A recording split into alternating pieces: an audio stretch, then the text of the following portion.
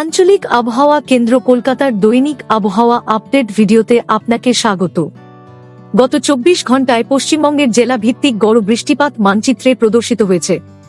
উত্তরবঙ্গের অধিকাংশ স্থানে অতি হালকা থেকে মাঝারি বৃষ্টিপাত হয়েছে।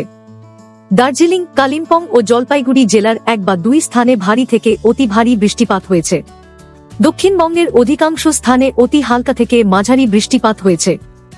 পূর্ব ও পশ্চিম মেদিনীপুর, ঝাড়গ্রাম, পূর্ব পশ্চিম বর্ধমান, বাঁকুড়া এবং দক্ষিণ 24 পরগনা জেলার 1 বা 2 স্থানে ভারী বৃষ্টিপাত হয়েছে।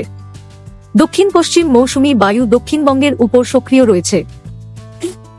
গড় সমুদ্রপৃষ্ঠে অবস্থিত মৌসুমী অক্ষরেখা বর্তমানে পাঞ্জাব থেকে উত্তর বঙ্গোপসাগর পর্যন্ত বিস্তৃত রয়েছে এবং এটি সমুদ্রপৃষ্ঠ থেকে 0.9 কিমি উচ্চতা পর্যন্ত প্রসারিত।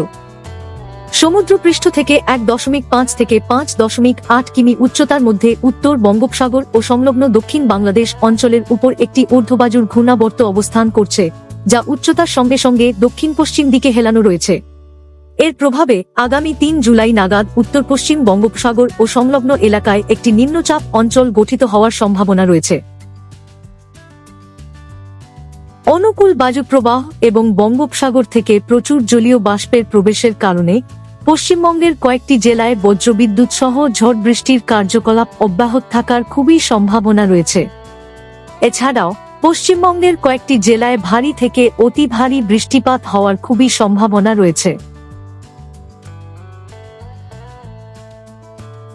আগামী 7 দিনের আবহাওয়ার সতর্কতা মানচিত্রে প্রদর্শিত হল।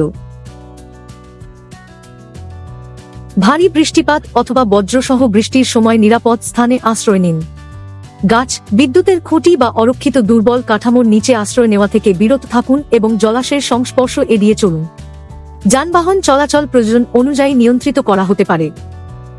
আবহাওয়া সম্পর্কিত আরও আপডেটের জন্য আমাদের অফিসিয়াল ওয়েবসাইটটি অনুসরণ করুন।